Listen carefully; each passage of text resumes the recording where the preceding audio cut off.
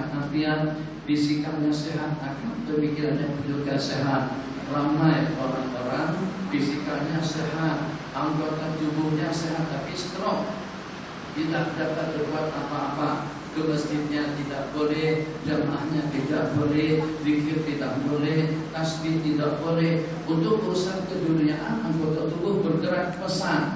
Untuk kepentingan apa saja, senam aerobiknya, masya Allah, tabarakallah, nontonnya luar biasa, aktiviti dan kegiatannya semuanya terlaksana dengan elok dan bagus. Begitu saja datang ke masjid untuk melaksanakan salat jamaah, baru duduk udah mengantuk, baru baca sinyal, udah menguap, belum sampai habis lagi baru permulaan. Ya Allah, ya Allah, tapi itu merepek, cakap, masya Allah, 2-3-4 jam, kadang-kadang tak habis-habisnya. Masakan, 3-4-6 jam, kadang-kadang bahkan 24 jam. Headset, makan dengan headset, duduk dengan headset, berdiri dengan headset, sampai sambil memandu pun. Ini kalau mandu kereta, oke lagi, mandu motor, bawa motor, headset di tangan masih, ya Allah, sepanjang 24 jam. Tidur dengan headset, bangun dengan headset, makan dengan headset, dan juga rehat dengan headset. Tidur, kita letakkan handphone di bawah bantal. Sehingga waktu kita bangun tak baca doa alhamdulillah jadi ahyani ba'da ma'amadani. Yang pertama kita cari adalah handphone. Pernah ada SMS masuk, pernah ada WhatsApp, ada Facebook, benda-benda baru dalam Facebook. Begitu, sehingga seorang anak ketika ditanya, ayah, awak, bapak, kamu kerja apa? Ayah saya kerja pegang handphone. Bukan petani, bukan pedagang, bukan nelayan, bukan bisnismen, bukan tukang. Ayah saya pegang handphone. Sebab budak tadi itu tengok dalam 24 jam dia pegang handphone. Tapi sebaliknya, masya Allah, mata tidak boleh bertahan lama, anggota tidak boleh bertahan lama, mulut tidak boleh berzikir, mulut tidak boleh bertasbih. Stroke dia daripada kebajikan, tapi leluasa sehat afiat dalam urusan keperluan sehari-hari. Kita anaknya semacam itu.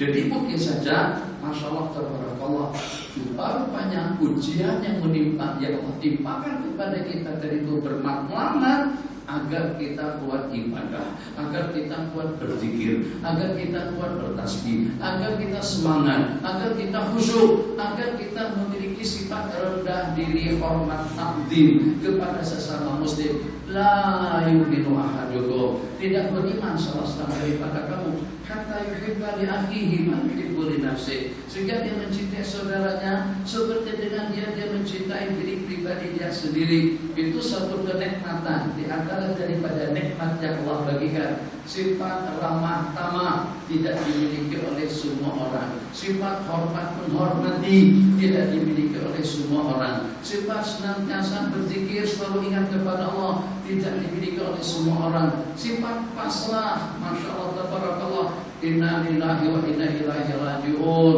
Bertanding, bahkan berkempen, minta sokongan, minta doa ke sana dan kemari, tapi ternyata dia kalah pada pilihan raya yang terakhir, ataupun juga terancam jabatannya, terbuka posisinya, kemungkinan besar tak lagi dipilih untuk menjadi Perdana Menteri, kemungkinan besar tidak lagi dipilih untuk menjadi menteri atau juga ketua bagian atau juga ketua pengarah. Maka seketika dilucurkan dia daripada jabatan, dilucurkan dia daripada pangkat, tetap hatinya pasrah kepada Allah. Alhamdulillah, dulu pun pada masa aku dilahirkan, aku tidak ada jabatan, aku tidak ada kedudukan, bankrupt dan rugi. Inna lillahi wa inna ilaihi rajiun. Kita adalah miliknya Allah dan juga kepada Allah kita akan kembali.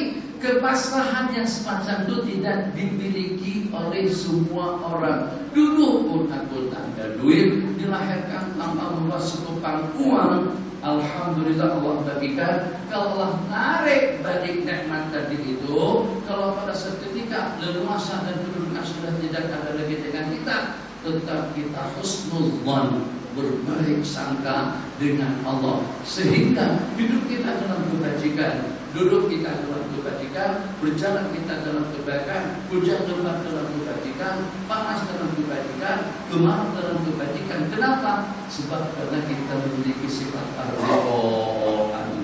ridho dan restu. Sebab segala sesuatu itu datangnya daripada Allah. Itu bukan kehendak langit, bukan kehendaknya bulan, bukan kehendaknya matahari, bukan kehendaknya tanaman, akan tapi ada Al-Mudabbir, sang pencipta, sang pengatur yang mengatur segala-galanya dalam kehidupan kita. Masya Allah, tabarakallah, hati kita itu sudah dahsyat apapun cobaan yang menggoncang, sudah dahsyat apapun ujian yang menimpa, tetap kita tabah. Kenapa? Putus cinta, kita masih boleh mengendalikan suasana dan keadaan, tidak panik. Ini begitu dapat SMS tentang cinta. Jadi setakat sampai di sini saja dulu, dan aku minta maaf, minta halalkan segala-galanya, dan juga meminta restu hanya setakat ini saja, hanya setakat sampai di sini dulu untuk kebersamaan kita, atau setakat sampai di sini dulu dunia kita. Jadi saya doakan agar kamu mendapatkan pasangan yang lebih ideal dan juga mendapatkan pilihan yang sesuai. Masya Allah, tabarakallah, merunta-runta dari rumah masuk bilik, dah tutup tendang pintu, dah nangis saja lagi, nangis saja lagi, tak lalu makan, tak nyenyak tidur, sedih, nangis, kenapa ya Allah? Kenapa sedih macam ini ya Allah? Tak boleh macam itu. Mungkin dibalik daripada cobaan dan ujian tadi itu ada 1001 hikmah, ada 1001 balasan. Saya nak menceritakan satu cerita yang cukup lumayan bagus, yang walaupun pernah saya ceritakan beberapa kali di sini, tapi bukan di sini. Di sini, tapi bukan di sini. Maksudnya di Kucing, tapi bukan di surau ini. Jadi dengan salah satu daripada penawan raja, asisten raja tadi itu, apapun yang berlaku, insya Allah baik, insya Allah ada hikmahnya. Atau begini, pasti ada hikmahnya. Apa saja menimpa istana, kesehatan, keuangan, keamanan, kesejahteraan, bentuk apapun yang menimpa kepada raja, atau juga kepada rakyat, dan juga kepada negara, maka dengan penasihat pribadi raja tadi itu mengatakan pasti dan pasti ada hikmah. Maka pada suatu ketika dengan sang raja lagi berburu binatang, lagi dalam satu perjalanan, sehingga di sebuah kemah, di bahasa kita sederhanakan, maka pada saat ketika itu lagi sedang menonton atau lagi sedang mendapatkan panduan bimbingan pencerahan keterangan daripada manajer atau daripada setiausaha atau daripada asisten kelang tadi itu, ini mesin, ini engine, ini alat, ini apa, macam mana, tangan tuanku jadi tangan tuan sultan tadi itu masuk ke dalam alat yang sedang berjalan sehingga sampai terputus jari tangan tuan sultan. Kata pada saat pribadi pasti ada hikmahnya. Marah tuanku saat ketika itu. Hikmah apanya tangan terputus? Awal ini tak ada percakapan lain kan? Tak ada ayat yang selain daripada pasti ada hikmahnya. Bagilah sedikit untuk supaya tuanku boleh sabar, tabah, ucapan yang elok, yang manis. Tapi semuanya pasti ada hikmahnya, Jadi diceritakan pada suatu ketika setelah tangan tuanku tadi itu sembuh, tuanku hobinya berburu binatang. Dadak. Tiap pagi, tiap hari, yang kadang-kadang tidak tahu hari ke hari. Ketenangan, kesenangan itu adalah pada saat berburu binatang. Macam mana ceritanya? Yang dengan Tuan Sultan tadi itu terpisah daripada pengawal, terpisah daripada pasukan sampai ditangkap oleh kumpulan orang asli. Itu bahasa sederhana. Ditangkap oleh kumpulan manusia yang memakan manusia. Ada di dunia ini, di mana saya tak tahu. Begitu ceritanya selepas ditangkap oleh kumpulan manusia yang makan manusia tadi itu, kita ada raya Hindu, ada raya Cina, ada raya orang Islam, hari raya haji, hari raya korban. Rupa-rupanya tuan kota itu mereka tangkap ada hari raya korban mereka yang mereka korbankan itu adalah manusia. Maka karena sudah disepakati dan juga sudah mendapatkan restu daripada semua pihak, dari sudut ceritanya dan persyaratan sudah terpenuhi, maka dengan tuanku akan dikorbankan mereka pada hari itu. Yang dengan pada saat tuanku tadi itu lupa saya menceritakan, selepas mengatakan pasti dan pasti ada hikmatnya, tuanku katakan kepada bodyguard, kepada ketua penjara, masukkan dia ke dalam. Kalau kita sih masukkan antar ke Bukit Aman. Jadi tak ada lah, KL lah. Oh, masuk penjara Bukit Aman atau Sungai Buloh. Si setia atau si penasihat pribadi tadi itu, kenapa? Pasti ada hikmatnya. Bintang, pasti ada hikmatnya. Luka, pasti ada hikmatnya. Takkan itu saja sebagai manusia. Siapapun boleh cakap macam itu. Akhirnya tuanku, di saat pelaksanaan pengorbanan manusia akan berlangsung, sebelum tuanku disembelih, cek kembali pemeriksaan yang terakhir, ternyata terbukti dan terkesan dengan mereka tangan tuanku tidak cukup, berarti cacat. Jadi kata atasan daripada kumpulan yang memakan manusia tadi itu, kalau kita nak berkorban, mesti kita korbankan manusia yang lengkap dengan segala-galanya, yang dengan ini tidak cukup syarat. Bebaskan dia. Sebab tidak cukup syarat. Seperti kambingnya pincang misalnya, tapi juga kambingnya guling, nah itu tak satu dikorbankan. Jadi kataku, alhamdulillah, memang betul-betul pasti dan pasti ada hikmatnya. Baru tahu sudah bagaimana? Karena dengan tangan yang cacat yang terputus tadi itu yang menyelamatkan Tuan Sultan, Tuan Raja daripada kematian. Siapa yang pertama yang teringat? Tahanan, penjara yang dipenjarakan. Siapa yang teringat? Penasihat pribadi. Secepat kilat begitu dibebaskan, pergi ke penjara untuk membebaskan penasihat pribadi tadi itu. Apa kata penasihat pribadi?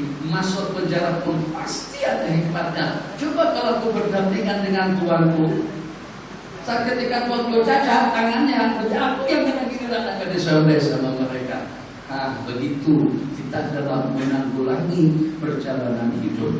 Maka segala sesuatu yang berlaku dalam kehidupan kita jangan pernah dipandang sinis, jangan pernah dipandang rendah. Pasti dan pasti Allah yang mempunyai sifat Maha Pengasih dan juga Maha Penyayang dan juga Maha Mengatur dan juga Maha Mengetahui tidak akan menimpakan kepada kita sesuatu yang di luar daripada kemampuan kita. Kenapa? Sedangkan dia orang baik, jamaahnya baik, zikirnya baik, amalannya baik, ubudiyahnya baik, pergaulannya baik, dengan lingkungan yang baik. Dan itu sebagai satu cobaan. Tapi manusia yang separuh-separuh, sembahyangnya rajin, tapi korupsinya, riswahnya pun juga rajin. Istiqomah dalam melaksanakan kebaikan, tapi juga dalam waktu yang sama-sama komitmen sekali dalam melaksanakan kemaksiatan. Luar biasa infak dan sedekahnya ke sana dan kemari, tapi dalam yang sama juga khianat dan curang dengan uang negara. Separuh-separuh. Maka ketika Allah bagikan sedikit cobaan dan ujian, itu namanya peringatan daripada Allah Subhanahu wa Ta'ala.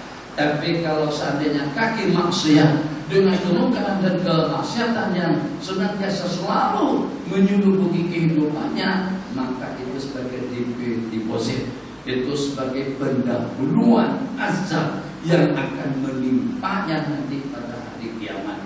Jadi tadi yang walaupun pagi-pagi tadi itu nampak kelihatan cerah, ternyata sekarang hujan lagi, maka kita optimis. Tadi juga satu baca dalam akhbar, di sana dinyatakan tentang kilat atau tentang banjir kilat yang kata, tapi masya Allah pengaruhnya luar biasa. Maka dalam cobaan dan ujian yang semacam ini, tetap dengan kita pasrah kepada Allah Jalla wa'ala dan tanamkan suatu keyakinan pasti ada hikmah dan juga pasti akan ada kebajikannya. Satu, sebagai satu ujian. Yang kedua, sebagai satu peringatan. Yang ketiga, itu adalah azab daripada Allah Subhanahu wa ta'ala. Ketiga-tiganya tadi itu bermakna untuk membersihkan kita daripada dosa dan dosa, atau juga untuk mengangkat martabat dan kedudukannya, atau juga untuk mencapaikan kita kepada suatu martabat, kepada satu derajat yang kita tidak akan mungkin memperolehnya dengan ibadah. Tapi Allah bagikan derajat tersebut dengan sedikit coba dan ujian yang menimpa diri pribadi, harta dan keluarga. Ini untuk oleh-oleh yang pertama.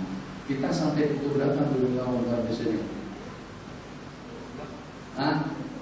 Sampai pukul 11. Oke, terima kasih. Nanti kalau ada sebarang soalan dikongsikan. Saya tanya karena hari ini saya kenal balik. Jadi mulai pukul berapa saya tidak pasti. Tapi sudah dibawa ke airport atau sudah dicek dengan kawan-kawan sebelum selesai program kita. Yang kedua, Allahumma shalli ala sayyidina Muhammad, ringin agar kesehatan kita ini stabil, agar nikmat Allah berikan itu stabil. Tapi pada hakikatnya kita ada dua nikmat yang senantiasa menyelubuhi perjalanan hidup. Dimanapun kita berada dan kapan-kapan saja, tidak terhalang dan tidak tersekat dengan waktu dan juga tidak tersekat daripada tempat. Nikmat pemberian Allah itu ada yang sifatnya dahili, ada yang sifatnya khariji, ada yang sifatnya muttasil, ada yang sifatnya munfasil. Ada nikmat-nikmat yang lekat pada bagian-bagian yang ada pada tubuh kita masing-masing, pada fisikal kita. Ada nikmat yang sifatnya di luar, yang sifatnya terlepas, terputus daripada kita.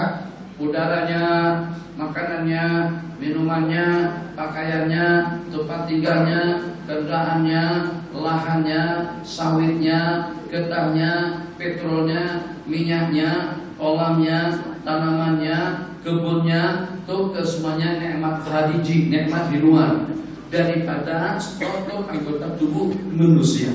Tapi juga ada nikmat dari ada ujung rambut sampai ujung kuku yang lekat pada fisikal, pada diri seseorang. Masya Allah, tabarakallah. Untuk kenikmatan yang sifatnya luaran, yang di luar daripada berusaha, itu kita peroleh mungkin dengan tangan, mungkin dengan kaki, mungkin dengan telinga, mungkin dengan mulut, mungkin dengan mata, mungkin juga dengan telinga, mungkin juga dengan anggota-anggota kita lainnya. Alhamdulillah kita dapat keuntungan yang banyak. Alhamdulillah kita mendapatkan hasil yang banyak. Alhamdulillah kita dapat mencapai suatu target yang kita targetkan. Alhamdulillah dengan kenaikan pangkat. Alhamdulillah dengan mendapatkan jawatan. Alhamdulillah dengan mendapatkan kedudukan. Alhamdulillah dengan mempunyai jaringan bisnis di sana sini. Alhamdulillah dengan pelanggan yang lebih ramai. Itu semuanya nikmat kesan daripada anggota tubuh yang kita miliki. Maka yang paling inti sekali bukan nikmat yang luaran, nikmat yang paling ideal itulah nikmat yang lekat pada anggota tubuh kita masing-masing. Agar bagaimana? Sebab untuk kita dapat menikmati kenikmatan yang di luar, kenikmatan yang terputus, itu dengan tilam yang empuk, dengan udara yang sejuk, dengan makanan yang nikmat, dengan minuman yang lezat, itu bergantung kepada kesehatan fisikal kita dari atas sampai ke bawah. Sudah tidak nikmat kalau kita duduk di rumah yang mewah kalau badan kita sakit. Tidak nikmat kalau pada tubuh badan kita tidak sehat. Tidak nikmat kalau selera kita sudah tidak lalu. Minum bismillahirrahmanirrahim. Pahit rasanya. Padahal gulanya sudah 2 sudu. Sudu kan? Camcakan, sendok apa sebutannya sih? Sudu. Tak manis. Kenapa? Sebab ada masalah di makan nasi manis, biryani, nasi Arab, nah. Masih nasi seram sejuk. Seram sejuk atau panas dingin kan? Apa yang masih merah, kuning, hijau? Hujan panas. Apalah saya bikin nama seram sejuk lah. Nah, kita pernah makan. Ada nama nasi namanya hujan panas.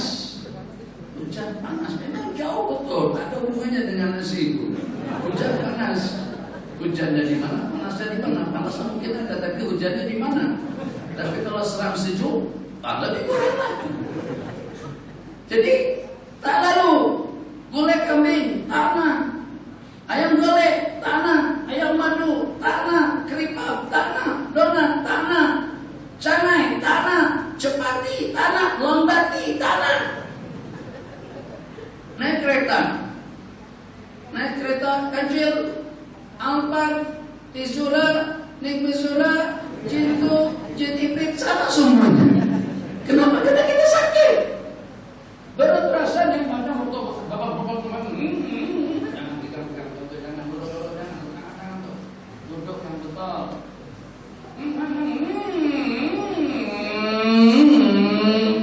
Rasa nikmat mewah sungguh. Injinnya besar, injinnya lebih besar daripada injin Izura. Dia sisinya 2.500,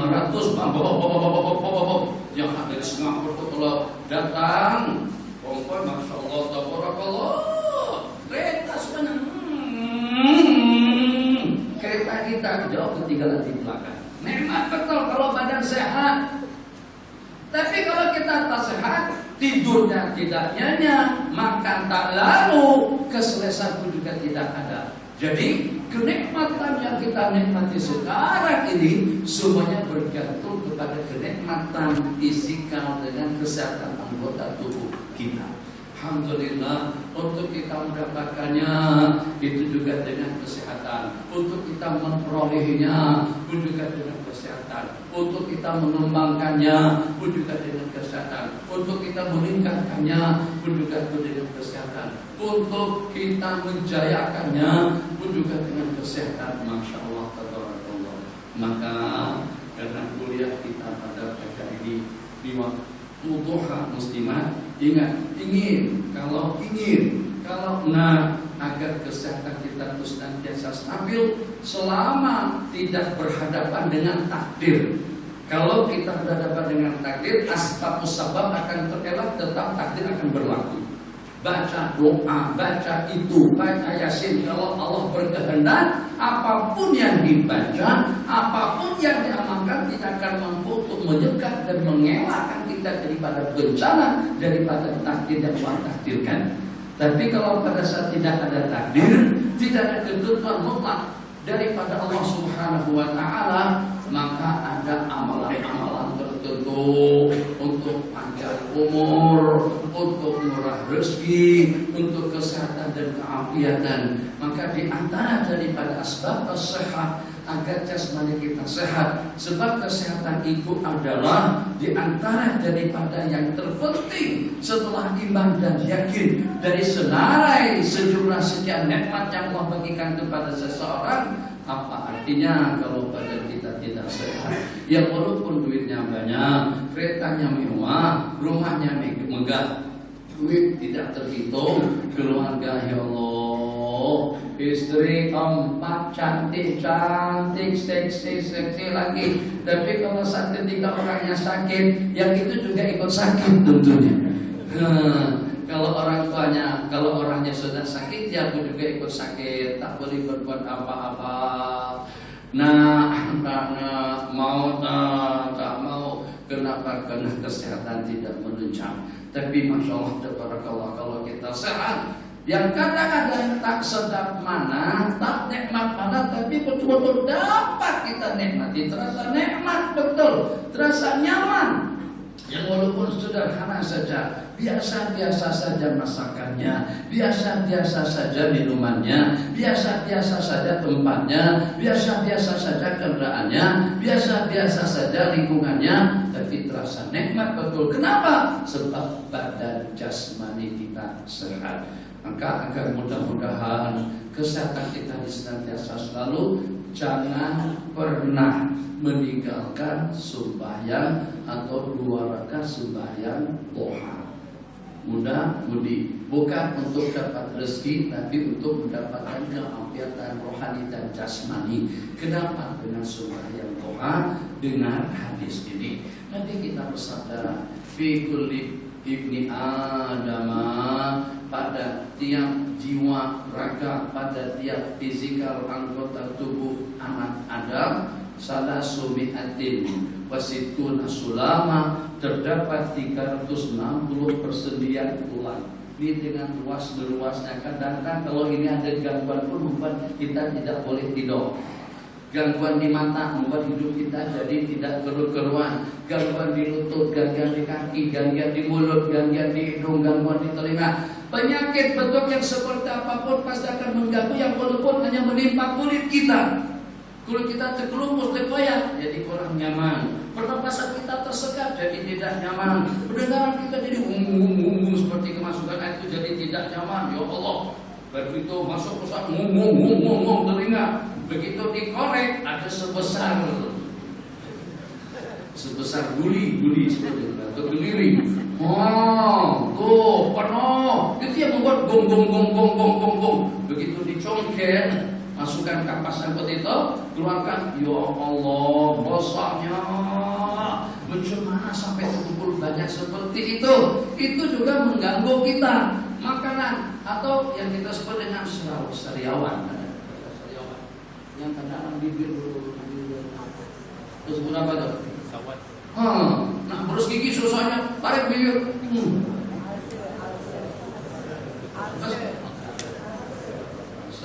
Ke sini. Sama. Oke, apa? Nah, kita saja tak sedar. Ada juga kadang-kadang hidung, redang, merah. Karena hidung ada satu rekat yang sakitnya. Sampai menetes air mata kita dan keluarkan kerak hidung tadi itu.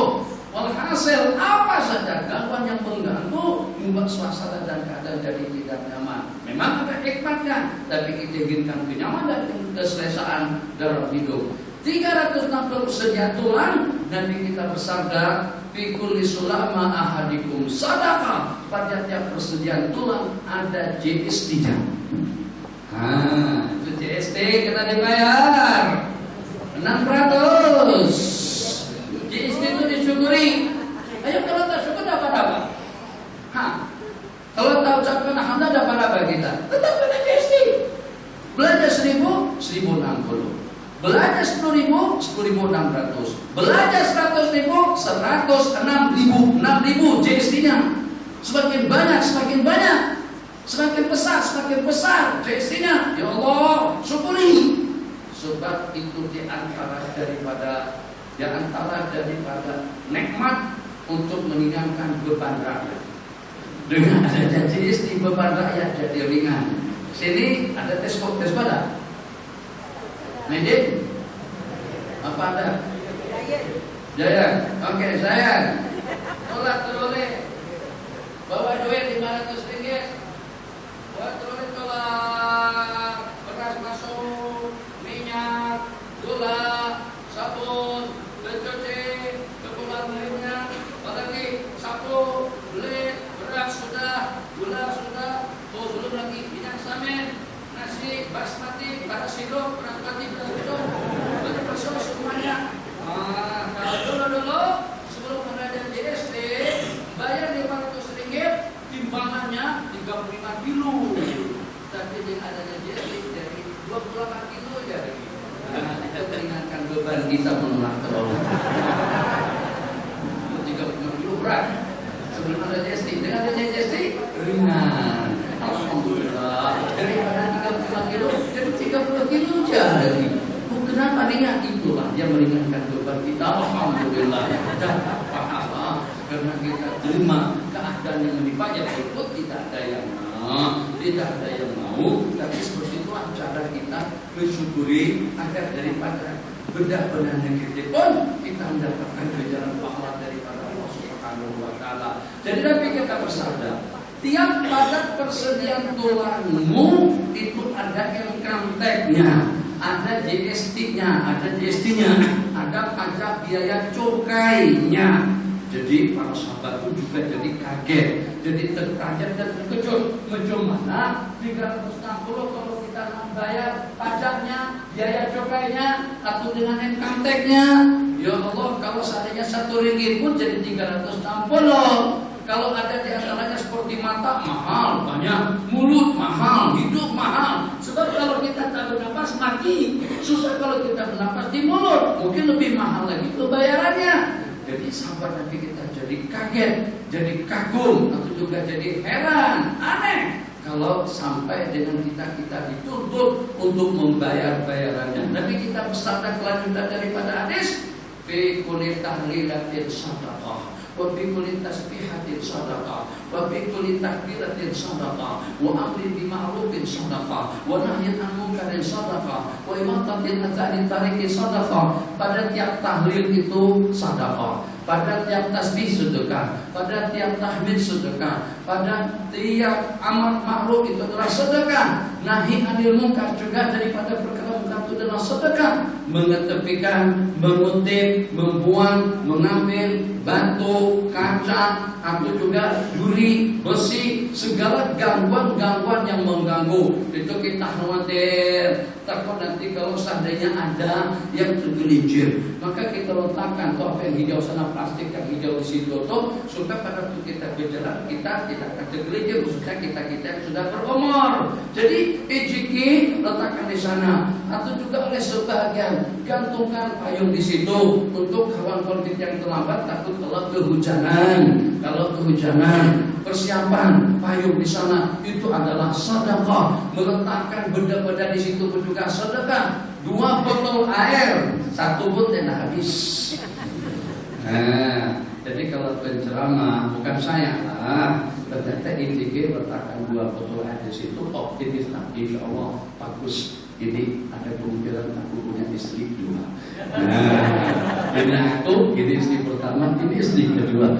Kita tuh optimis lah dengan segala. Bukan saya, tadi sudah saya katakan kan bukan saya. Bukan saya. Saya 3 bukan 2. Bismillahirrahmanirrahim. Letakkan yang ini kebaikan. Letakkan tisu yang walaupun jarang-jarang digunakan, kebajikan. Jadi kita tidak akan bankrupt daripada kebajikan. Nabi kita sebutkan satu persatu. Tutip duri, itu batu, itu sampah, yang itu paku, yang itu besi, yang itu kayu, yang itu apa saja. Ketepikan daripada jalan supaya tidak menghambat kemudian kelancaran lalu lintas. Itu juga masuk daripada sedekah. Sampai kepada tahap wa bi buti ahadikum sadaqah, dan pada waktu kamu bersama istri kamu melakukan hubungan intim, melakukan hubungan intim dengan pasangannya. Belum lagi, kalau nanti nah kami 3 ada. Jadi pada masa melakukan hubungan jasad dengan istri, dengan pasangannya pun juga sedekah. Sahabat jadi pelik, heran kan? Jadi kata sahabat Nabi, ayati ahaduna sadaqah, ayati ahaduna syahwatahu wa fiha sadaqah. Apakah pada itu dengan seseorang melakukan hubungan intim, dengan bahasa kita sering buat project, dapat pahala, pelik kan? Dapat pahala. Kita tuh paham Allah sembahyangnya. La ilaha illallah, la ilaha illallah. Tuhan kenapa terlambat? Kata Tuhan lagi buat sedekah nih. Masya Allah tabarak, aktif Tuhan, Masya Allah tabarakallah. Kenapa? Jadi sedekah itu bukan hanya daripada duit, daripada makanan, daripada minuman. Hubungan jasmani, hubungan rapat dengan istri pun juga sedekah. Sahabat jadi heran, apakah dengan kami menyalurkan nafsunya dengan pasangannya itu berarti dapat pahala sedekah? Jadi kita bersabda, wa kaifa idza wada'a fil haram. Bagaimana kalau pada itu dia lakukan itu secara haram? Alaysa biha wizrun? Tidakkah betul dia berdosa? Nah, sebagaimana melakukan hubungan di luar nikah yang namanya berzina, yang namanya homoseks, yang namanya lesbian, yang namanya onani, hukumnya haram, perbuatan yang dibenci dan yang dimurka oleh Allah, maka pada waktu berlangsungnya hubungan tadi itu secara halal, kita mendapatkan ganjaran pahalanya daripada Allah Subhanahu wa taala. Nah, logiknya Bang, Kalau sudah jari tangan dengan luas-luasnya, kaki dengan lutut dan dengan betisnya, anggota tubuh dengan tulang belakang dan juga dengan tulang-tulang rusuknya, muka dengan semua bagiannya, anggota dengan pasukannya secara total dan juga secara keseluruhan. Sudah kita bayar income tax-nya, sudah kita bayar cukainya, sudah kita bayar GST-nya, seperti dengan bil air, seperti dengan api, seperti dengan hotel, seperti dengan rumah sewaan. Kalau kita tak bayar sewa, suatu ketika kita akan dihalau. Kalau kita tak bayar bil air, mungkin pada suatu ketika air akan diputus. Pada suatu kita tidak bayar bil elektrik, pada suatu ketika elektrik akan dipadamkan. Kenapa? Karena kita tidak bayar. Maka disitulah hubung kaitnya yang seketika bagian-bagian yang ada pada anggota tubuh kita masing-masing kita bayar GST-nya, kita bayar income tax-nya, insya Allah badan kita senantiasa selalu sehat, segar, bugar. Ini tip yang pertama untuk kesehatan jasmani. Masya Allah, tabarakallah. Untuk kesehatan rohaninya, gunakan tangan juga untuk ibadah, gunakan mata juga untuk kebajikan, gunakan telinga untuk mendengar azan dan disahur, untuk mendengar tilawah, mendengar zikir, mendengarkan zikir. Afdhalul zikri fa'lam annahu la ilaha illallah, la ilaha illallah, la ilaha illallah. Mendengarkan zikir. Ini kadang-kadang subuh-subuh sudah menyanyi, subuh-subuh dalam aku berkelana, tiada yang tahu kemana ku pergi, tiada yang tahu gunung tinggi kan ku daki, lautan ku seberangi, mampuslah kamu. Ingatkan kalau nyebrang laut, tak pakai perahu, tak pakai peri, tak pakai kapal, matilah kita. Tapi yang namanya gembala tadi itu naik gunung tinggi akan kudaki, lautan akan diseberangi, aku tidak peduli. Kenapa?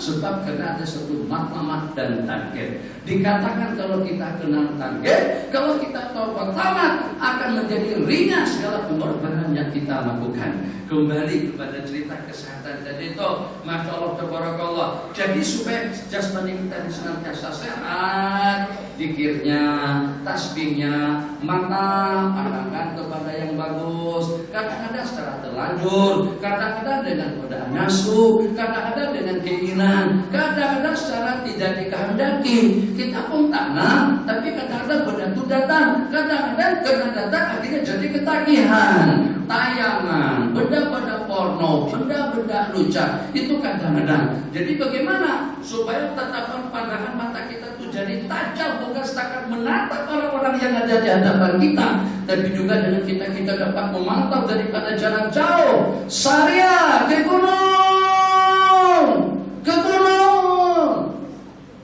Surah Jumat, surah Jumat, surah itu sembilan Jumat. Ini itu apa? Memang santai aja. Ada yang pernah naik sini nggak? Nah, coba saya naik.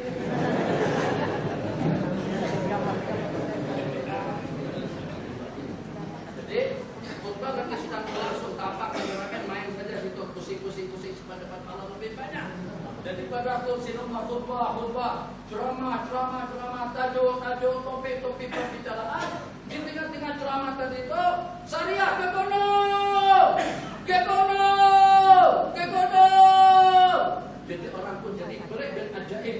Jadi kata sebahagian Sayyidina Umar sudah nyanyuk, karena beliau tidak pernah tidur malam dan tidak pernah tidur siang. Kata beliau, kalau siang hari aku tidur, rakyatku akan menjadi kocar-kacir. Kalau di malam hari aku tidur, jasmaniku atau diri pribadiku akan menjadi sirna dan sia-sia. Malam dengan ibadah, siang dengan urusan rakyat secara adil dan bijak. Bagaimana mereka tidak terperanjat? Yang tadinya khutbah katakan tentang ekonomi, tentang budaya, tentang musibah, tentang takwa, tentang zikir. Di tengah-tengah khutbah syariah ke gunung, ke gunung.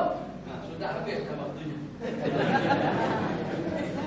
Karena cerita itu udah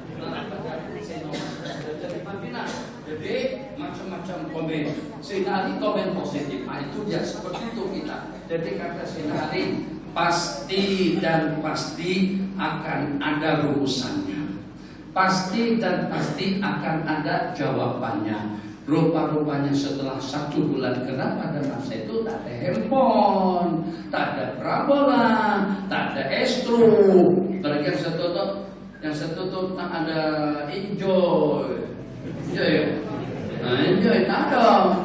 Yang namanya setel itu tak ada pada itu. Setelah 1 bulan muslimat datang berita daripada Nahawan. Nahawan itu satu daerah yang adanya di India. Datang berita daripada Nahawan, kata Syariah. Syariah itulah nama panglima perang Sayyidina Umar yang sedang membawa pasukan. Sayyidina Umar dapat menatap, dapat melihat perjalanan perang yang sedang berlangsung, di mana dengan pasukan Islam, tentara Islam dan Islam dikejar, dikepung oleh musuh. Maka Sayyidina Umar yang nampak melihat daripada kota Madinah, ke gunung, kata Syariah. Kemudian pada hari itu kami mendengar seruan arahan daripada Tuan Khalifah Umar Ibn Khattab, maka pasukan pun saya bawa ke sebelah gunung, biar sehingga kami melakukan serangan berikutnya yang akhirnya pasukan kami mendapatkan kemenangan. Itu maka yang kita jaga daripada benda-benda yang haram, bukan sekadar menatap orang-orang yang dekat, tapi dengan yang jauh pun juga dapat dilihat. Nah, jadi mata kita gunakan untuk serbaguna, gunakan juga diantaranya untuk kita melihat bacaan-bacaan ayat-ayat Allah. Kita gunakan untuk kita membaca ilmu, membaca hadis, makrifat atau ilmu-ilmu yang berakhidah. Macam itu juga dengan telinga, macam juga dengan tangan. Itu untuk menjaga kestabilan kesehatan daripada sudut kerohaniannya. Sewaktu-waktu jangan padang bola sepak melulu hanya dengan badminton saja, hanya dengan futsalnya saja. Juga kaki kita bawa ke masjid, kita bawa ke majelis ilmu, kita bawa ke majelis zikir, kita dirikan kaki kita tegak berdiri di hadapan Allah. Waktu duha, waktu tahajud, Allah 2 rakaat cukup, tak payah banyak-banyak. Jangan lagi iman semangat, imannya naik. Wow, sunatnya subuh duha itu 12 rakaat. Allahu Akbar, 12 rakaat. Iman lagi naik. Pada saat imannya sudah mulai surut, datang setan. Kata setan, lemu halam. 12 rakaat itu banyak sungguh. Saya surkan pakai sudah duha. Sebab kenapa? Sebab kalau kamu sakit, nak buat bagaimana? Kalau mudah sakit, tak boleh buat apa-apa. Elok kamu tak bebas sembahyang langsung. Kita pun di kepala kita 12 rakaat. Ya Allah, banyaknya 12 rakaat. Coba kalau kita mulai daripada 2 dulu. Setan jangan macam-macam. Aku tak nak menjadi teman awak. Kamu nak masuk neraka, masuk aja. Aku tak nak ikut. Kalau digoda sekalipun, 2 rakaat tak susah mana. Allahu Akbar. Kalau kita tidak boleh berdiri pun, kita sembahyangkan, kita laksanakan sebentar atau berduduk. Kalau tidak boleh berduduk, sebentar kita laksanakan berbaring. Tidak boleh baring, terlentang. Tidak boleh terlentang, sembahyang dengan isyarat. Tidak boleh juga dengan mata. Tidak boleh juga sembahyang dalam hati. Tidak boleh juga elok cepat-cepat mati. Apa? Lagi kan lagu siapa tuh? Lagu siapa? Sepohon kayu daunnya rindang, lebat buahnya serta bunganya, walaupun hidup 1000 tahun, kalau tak sembahyang apa gunanya? Itu jangan keras sedikit. Macam itu ceritanya. Tapi yang tukangnya ikut tak sembahyang juga sebenarnya. Orang sembahyang dia boleh dengan semangat. Kalau tak sembahyang apa gunanya? Walaupun hidup 1000 tahun, kalau tak sembahyang apa gunanya? Dia pun seumur hidup tak pernah sembahyang lagi. Kenapa? Karena manusia profesinya macam-macam. Kita tinggal 15 15 menit saja lagi. Ada yang manusia sembahyangnya sebab waktu, tahajudnya, duha, witir, qabliyah, ba'diyah, pasti dan pasti dengan sembahyang yang 5 waktu secara berjamaah. Ada juga pasien manusia yang sembahyangnya hanya setakat sekali dalam seminggu. Kalau bukan pada Jumat dia tidak ke masjid, hanya tahu masjid itu hari Jumat saja. Dengan sekali seminggu sembahyangnya. Ada juga sebagian daripada muslimin muslimat di dunia ini yang sembahyangnya sekali dalam setahun. Kalau bukan pada hari Lebaran dia tidak sembahyang. Allahu Akbar, Allahu Akbar, Allahu Akbar. La ilaha illallah, Allahu Akbar, Allahu Akbar, walillahil hamd. Hari itu baju baru, samping baru, tai baru, selapa baru, kasut baru, semuanya sudah baru. Allahu Akbar, Allahu Akbar. Saya minta maaf, saya tak terlalu syok dengan sembahyang-sembahyang yang dikerjakan sahabat hari itu. Saya terasa syok sembahyang yang banyak takbirnya itu. Banyak takbir, sebut pun tak pandai. Yang banyak takbirnya, Allahu Akbar, Allahu Akbar. Jadi awak baca apa saja pun tak tahu baca apa sebenarnya. Cuma saya asyik angkat-angkat tangan, rasakan seperti tsunami robek, seperti apa. Itu kalau bahasa sana kurang asam menurut saya. Kurang asam itu kurang garam atau apa saja dengan sebutannya. Tuh, yang sebanyak sekali setahun. Ada juga yang sembahyangnya disembahyangkan dengan 4 kali takbir. Allahu Akbar, Allahu Akbar, Allahu Akbar, Allahu Akbar. Assalamualaikum warahmatullahi wabarakatuh. Assalamualaikum warahmatullahi wabarakatuh. Sebagai jenazah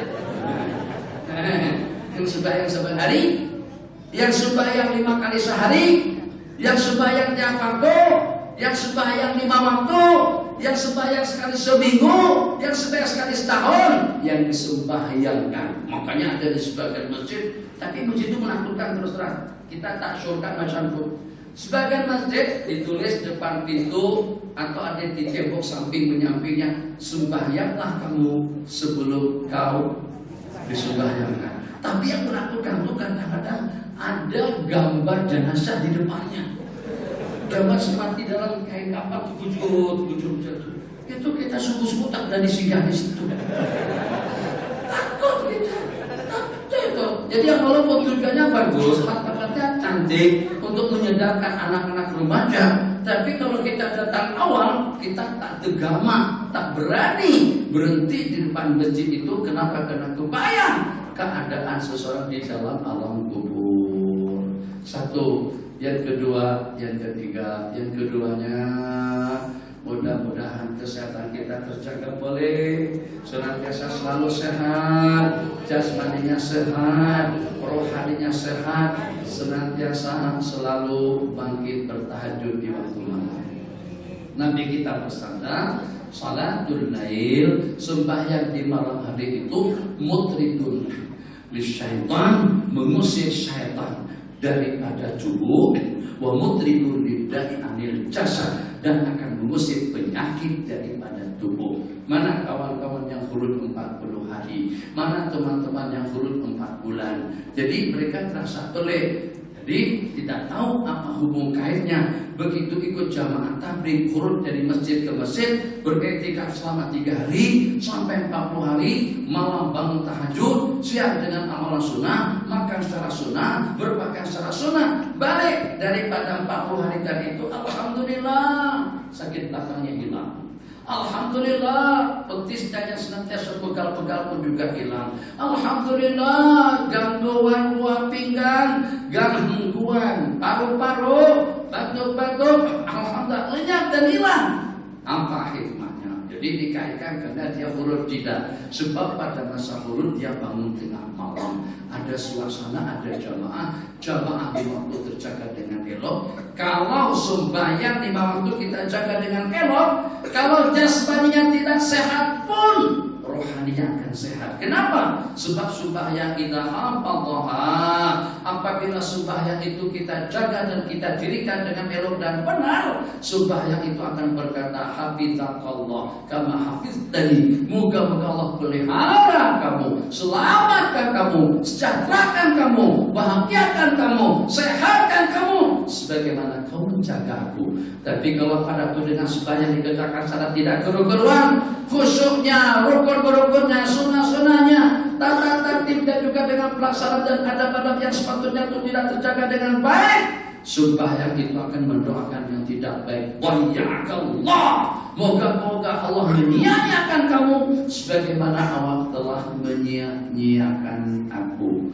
Saya ulang kembali, sembahyang duha kalau income-nya sudah kita bayar, insya Allah akan senantiasa utuh. Boleh duduk di rumah selama-lamanya, kita boleh guna kereta itu, kita boleh duduk di hotel itu. Kenapa? Karena bayarannya kita bayar pada tiap waktu.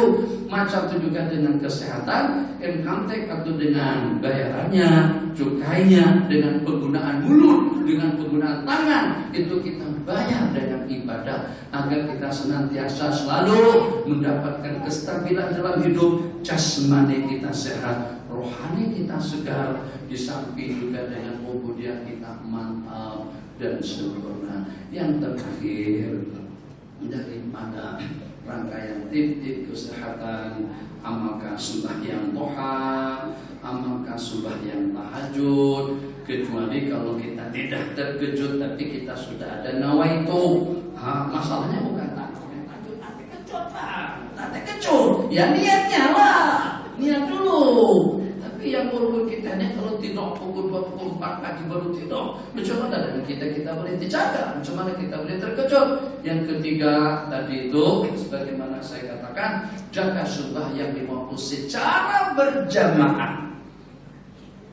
Tadi itu saya ditunggu ramai, semuanya berdiri, budak-budak kecil pun budak berdiri pada waktu saya datang. Kenapa? Karena saya datang pada saat orang lagi sedang menunggu semuanya, lagi sedang ada di surau Al-Huda, Nurul Huda. Coba kalau kita datang ke rumah seseorang tengah malam, ke rumah tuanku, mesti kita akan ditengok daripada lubang kaca kecil itu. Siapa yang datang? Ternyata Tan Sri lain, bukan. Menteri Keuangan bukan. Menteri Pertanian bukan. Menteri Dalam Negeri bukan. Menteri Luar Negara bukan. Haji Mansur, kopra terkenal bukan. Siapa? Haji Majrur.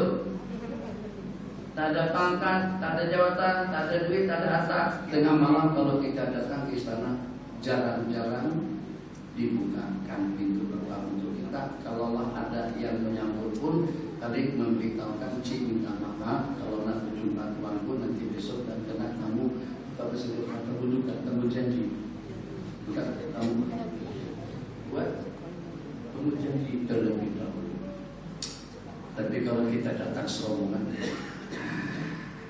kalau yang datang buat 3-4 mas, yang walaupun tengah malam justru pintu gerbang sudah dibukakan selebar-lebarnya, dan dengan kita juga dipersilahkan masuk. Kenapa? Karena yang datang tadi itu ramai. Macam itu juga muslimah sembahyang kita yang 5 waktu.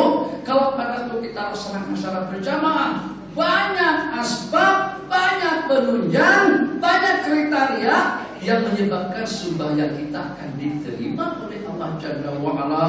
Satu, karena kita berkumpul. Yang kedua, khusyuknya daripada orang ramai, ikhlasnya daripada orang ramai, pergerakannya daripada orang ramai, kerukunannya, dan juga dengan silaturahminya, kemudian dengan berhubungannya, kemudian dengan mahabbah dan juga hormat, takdir, ikram antara sesama mereka. Jadi daripada beberapa faktor tadi itu besar, bukan kemungkinan saja, tapi besar harapan kita yang dengan kita akan mendapatkan sembahyang yang diterima oleh Allah Jalla wa'ala.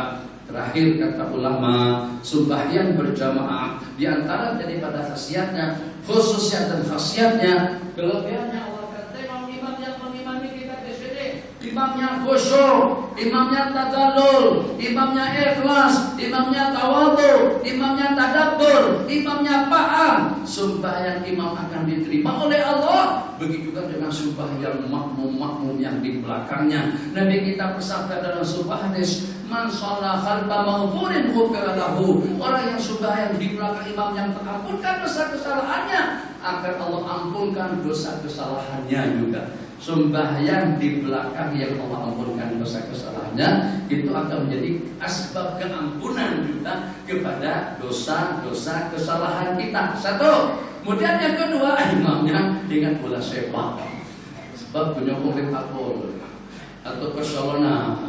Imamnya penyokong Terengganu. Perlawanan terakhir antara Kedah melawan Selangor untuk merebutkan Piala Malaysia.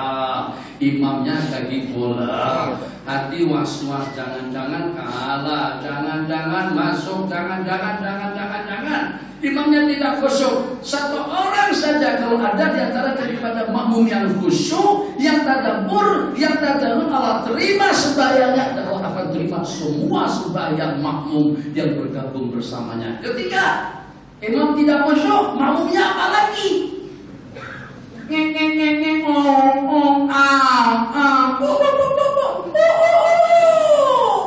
Itu ada bunyi handphone macam itu dulu Nokia. Handphone kalau bawa ke masjid dimatikan. Allah, bang, boleh minta sesuatu.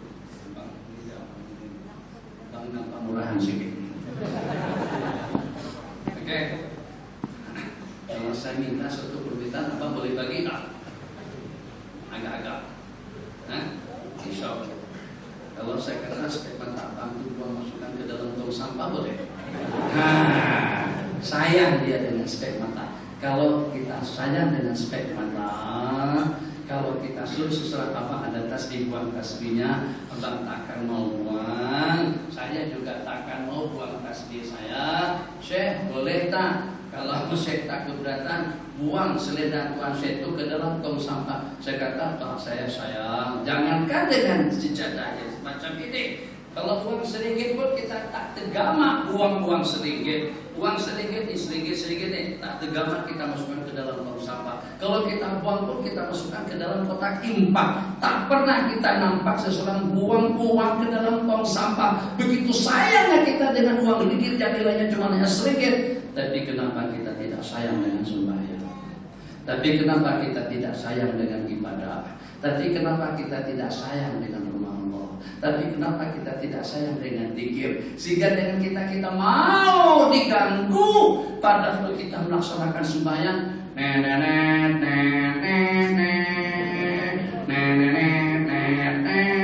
Itu punya handphone kita. Kenapa kita mau diganggu, dicemarkan ibadah kita dengan bunyi-bunyian yang semacam itu? Kenapa handphone tak dimatikan? Kenapa handphone tidak ditinggal saja? Kenapa kita tidak menjaga kemuliaan masjid sehingga kita berwhatsappan, berfacebookan atau ber-SMS-an di dalam masjid? Nah, itu pertimbangannya. Kalau ingat yang itu mudah untuk kita meninggal atau menonaktifkan, mematikan handphone pada waktu kita sedang berada di rumah Allah Jalla wa Ala.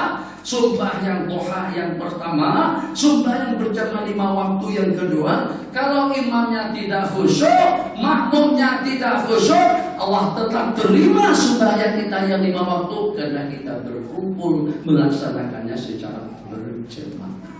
Kalau kita sembahyang sendirian, kita tak khusyuk atas pertimbangan apa sembahyang kita diterima. Jadi jangan sekali-kali meninggalkan sembahyang berjamaah kecuali dalam satu keadaan.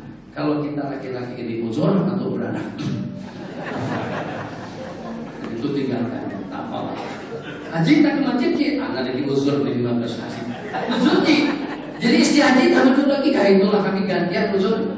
Kadang-kadang dia uzur, kadang-kadang aku uzur. Haji tak sembahyang, nah sembahyang lagu mana? Ini baru beranak nih.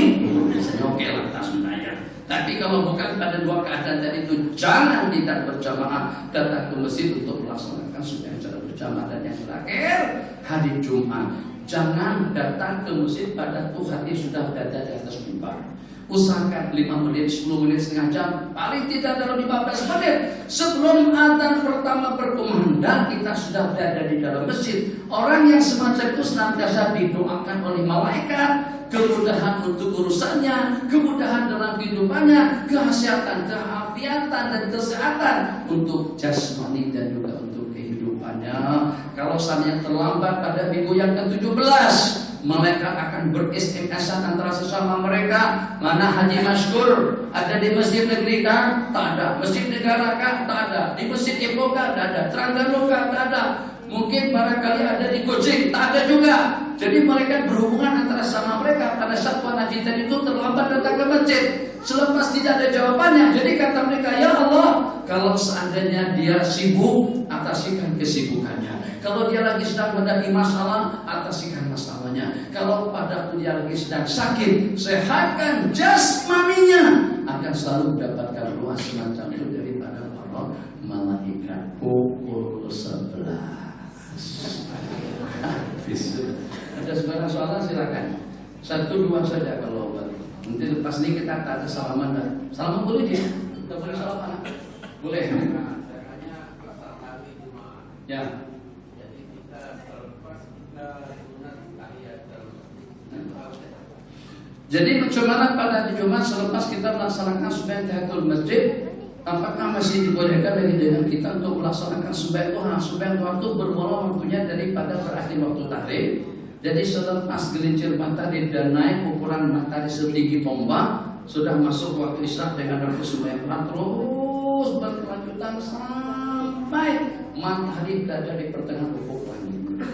Jadi maknanya, kalau kita selepas sembahyang tahiyatul masjid tadi itu masih ada setengah jam daripada waktu Jumat, daripada waktu zuhur, masih ada setengah jam, masih ada 15 menit, tak ada masalah, sangat-sangat digalakkan, masih tetap boleh kita melaksanakan sembahyang sunat duha. Tapi kalau kita sudah kesuntukan waktu, maka sembahyang tahiyatul masjid tadi itu ganti dengan sembahyang sunat duha. Dapat kedua-duanya, 2 dalam 1. Masuk ke masjid, kalau masuk ke masjid akan sudah berkumandang untuk sembahyang zuhur, niatkan sengaja untuk melaksanakan sembahyang sunat zuhur 2 rakaat lillahi ta'ala, Allahu Akbar, dapat 3 pahala. 3 dalam 1. Dapat sembahyang sunat qabliyah, dapat sembahyang sunat tahiyatul masjid, dan juga kalau baru saja mengambil air wudu di bawah tadi itu mendapatkan sembahyang sunat wudu. Yang kedua terakhir ada, silakan. Nah, 3 sebentar sini tuh. Silakan Pak. Apa hukum membabitkan diri dalam dakwah? Dakwah itu suatu kewajiban, Pak. Kewajiban kita semuanya, tidak ada orang yang terkecuali. Pesan kecil tua muda laki perempuan, asalkan ada kemampuan ilmu yang menunjang kita diwajibkan untuk berdakwah. Tapi ilmu pertama kita pelajari, yang kedua kita amalkan. Supaya berkesan, kita amalkan. Setelah kita amalkan, kita dakwahkan. Akan tersemat dalam ingatan kita kalau dengan kita melangkah dan melakukan 3 perkara. Yang pertama dengan kita pelajari, yang kedua dengan kita amalkan, yang ketiga dengan kita dakwahkan. Bahkan kalau kita tidak dapat mengamalkan pun tetap masih dituntut, bahkan diwajibkan dalam keadaan-keadaan tertentu untuk kita menyampaikan, untuk kita mendakwahkannya. Tapi supaya kita paham, berdakwah dalam Islam, berada di jalan Allah menurut panduan agama, bukan hanya pada masa kita ditaskil 40 hari, 3 hari, tidak masa pada waktu kita beriktikaf, kita bersilaturahmi dengan keluarga, berarti di jalan Allah. Dengan kita menziarahi orang sakit, kita berada di jalan Allah. Pergi ke pekan, pergi ke pasar untuk kita cari duit nafkah yang halal, untuk kita membiayai anak istri, anak bini dan keluarga, itu juga di jalan Allah. Pada waktu kita pergi ke majlis ilmu untuk mengaji dan belajar, itu juga di jalan Allah. Jadi makna daripada di jalan Allah tadi itu tidak sempit hanya pada waktu kita berperang, hanya pada waktu kita mengiktikafkan diri dari masjid ke masjid, tapi dia mempunyai makna yang luas. Di antara daripada dalil dan juga kejadian yang berlaku, seorang laki-laki yang gagah perkasa, kuat, sekuat oksigen, kuat betul, cerdas seperti dengan Tyson, kuat sungguh laki-laki tadi itu. Jalan, dia pergi ke pekan berjualan.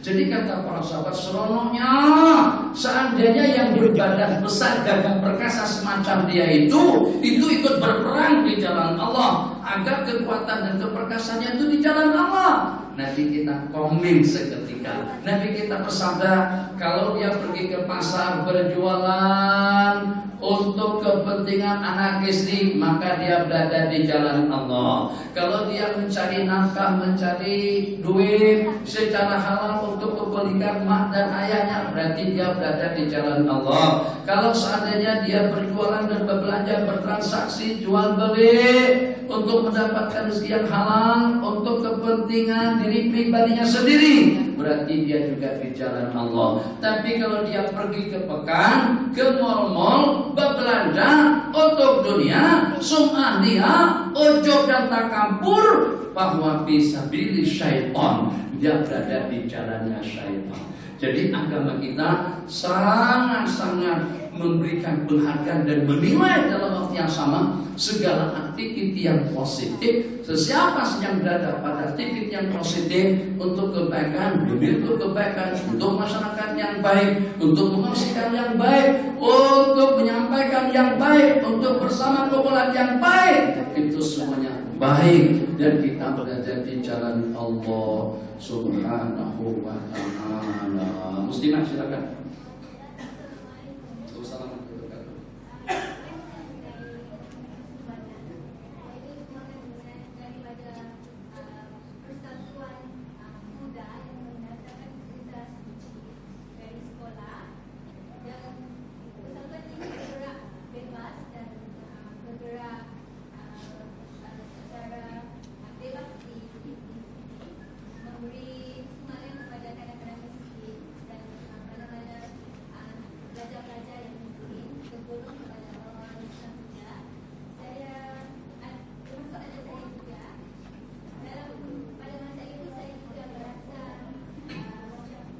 Boleh atau tak boleh, pas-pas, timbang aku.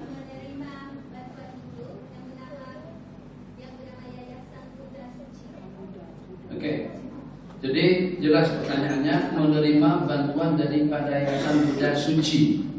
Apakah duitnya boleh kita terima, makanannya kita terima, atau mereka dia akan lembu kepada kita untuk kita korbankan pada hari raya? Kadang-kadang mereka bagi kita lembu, atau juga orang Kristen bagi kita kerbau untuk kita korbankan pada hari Lebaran. Itu bagaimana hukumnya? Orang yang pertama yang pernah menerima hadiah daripada non-Muslim itu adalah Sayyidina Rasulullah SAW. Nabi kita menerima hadiah daripada Jamu Kaukis berupa seorang hamba saya perempuan yang dikenal dengan nama Mariatul Qibtiyah. Nabi kita pernah menerima pakaian, Nabi kita pernah menerima bantuan, bahkan Nabi kita pernah dijemput makan oleh seorang wanita Yahudi yang menyajikan sajian kambing bakar, sedap nikmatnya man.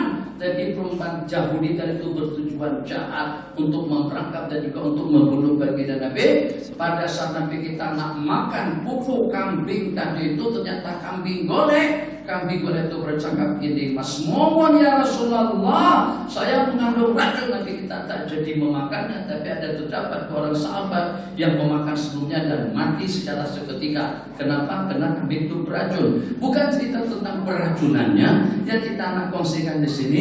Nabi kita menerima jemputan daripada seorang Yahudi perempuan. Jadi Yahudi tadi itu makanya Nabi kita bunuh karena ada meninggalnya dua orang sahabat. Nabi kita tanya, kenapa awak jemput aku nak bunuh aku? Jadi kata si perempuan tadi itu menjawab, kalau memang benaran awak itu rasul, Allah akan jaga, Allah akan pelihara. Tapi kalau tidak betul, biar aku yang membunuhnya. Itu ceritanya. Jadi daripada beberapa kejadian tadi itu, asalkan kita dapat pastikan itu bukan daripada sumber yang tertutup, bukan daripada sumber yang haram. Kalau daripada perjudian, kalau daripada uang curian, daripada uang daripada uang pelacuran, minuman, itu memang pokok kita tidak boleh ambil daripada sesiapa saja. Tapi kalau ternyata dengan bantuan dari Buddha, Hindu, bantuan daripada Kristen, daripada sesiapa saja, sebagaimana kita boleh membantu mereka, mereka pun juga boleh membantu kita, asalkan tidak ada manfaat dan tidak ada kepentingan di balik itu. Kalau misalnya selepas kita dapat bantuan, anak-anak kita akan diberikan satu materi kuliah oleh mereka. Nah, nanti dulu itu akan merusak kita image atau juga dengan masa depan mereka. Jadi kalau dapat dipastikan, atau kalau kita tidak pasti pun, tapi kita dapat mereka atau menduganya itu bukan daripada sumber yang telah. Kalau masih bimbang separuh-separuh, seeloknya kita tolak. Tapi kalau kita terima pun juga tidak mengapa. Yang tidak boleh pasti dan pasti sumbernya daripada haram. Waliyadzubillah. Rabbana atina fid dunya hasanah wa fil akhirati hasanah wa qina adzabannar. Subhanakallahumma wa bihamdika asyhadu an la ilaha illa anta astaghfiruka wa atubu ilaik. Astaghfirullah dinakum wa amanatakum wa khawatim a'malikum fi hifdzillahi wa fi amanih. Wa sallallahu alaihi wa Muhammadin wa ala alihi wa sahbihi ajma'in. Amin. Walhamdulillahirabbil alamin. Makan, minum di rumah masing-masing.